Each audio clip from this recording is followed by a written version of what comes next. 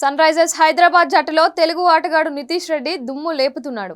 మంగళవారం ముల్లన్పూర్లో పంజాబ్ కింగ్స్తో జరిగిన మ్యాచ్లో సన్ రైజర్స్ హైదరాబాద్కు ప్రాతినిధ్యం వహిస్తున్న నితీష్ కేవలం 37 బంతుల్లో 5 శక్తివంతమైన సిక్సర్లతో సహా 64 పరుగులు చేసి అత్యద్భుతమైన ఇన్నింగ్స్ అందించాడు. పంజాబ్ కింగ్స్పై సన్ రైజర్స్ హైదరాబాద్ 182 పరుగులు చేసింది.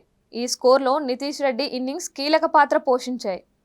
4 వికెట్లు తీసిన left arm seamer Arshdeep Singh చెప్పుకోదగ్గ ప్రదర్శన చేసినా నితీష్ ఇన్నింగ్సే అద్భుతమని చెప్పాలి.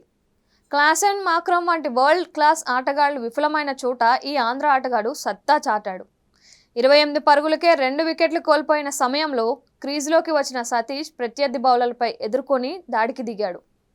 తొలుత ఆచితూచి ఆడిన నితీష్ క్రీజులో కాస్త సెట్ అయ్యాక బీభత్సం సృష్టించాడు. ఓవైపు వికెట్లు పడుతున్నప్పటికీ నితీష్ మాత్రం భారీ సిక్సర్లతో విరుచుకుపడ్డాడు. ఓవరాల్గా ఈ మ్యాచ్లో 37 బంతులు ఎదుర్కొన్న నితీష్ 4 ఫోర్లు 5 సిక్స్లతో 64 పరుగులు చేశాడు.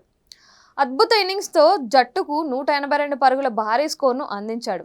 కాగా నితీష్ కుమార్కు తన ఐపీఎల్ కెరీర్లో ఇదే తొలి హాఫ్ సెంచరీ కావడం గమనార్హం. అదేవిధంగా బౌలింగ్లో కూడా నితీష్ 1 వికెట్ తీశారు. నితీష్ రెడ్డి తండ్రి ముత్యాలరెడ్డి హిందుస్థాన్ జింక్లో పనిచేసి రిటైర్ అయ్యారు. నితీష్కు చిన్నతనం నుంచే క్రికెట్పై మక్కువ ఎక్కువ. నితీష్కు 14 ఏళ్ల వయసులో విజయ్ మర్చెంట్ ట్రోఫీలో ఆంధ్ర జట్టుకు ప్రాతినిధ్యం వహించాడు.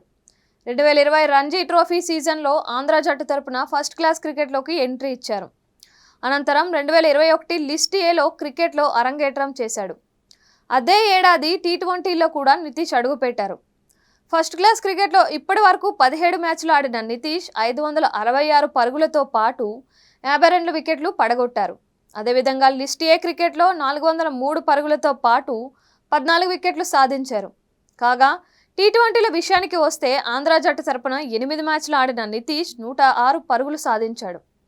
ఈ క్రమంలో దేశీవాళీ క్రికెట్లో అద్భుతమైన ప్రదర్శన కనబరుస్తూ ఉండడంతో నితీష్ రెడ్డిని ఐపీఎల్కు 2023 వేలంలో 20 లక్షల బేస్ ప్రైజ్కి సన్ రైజర్స్ హైదరాబాద్ కొనుగోలు చేసింది.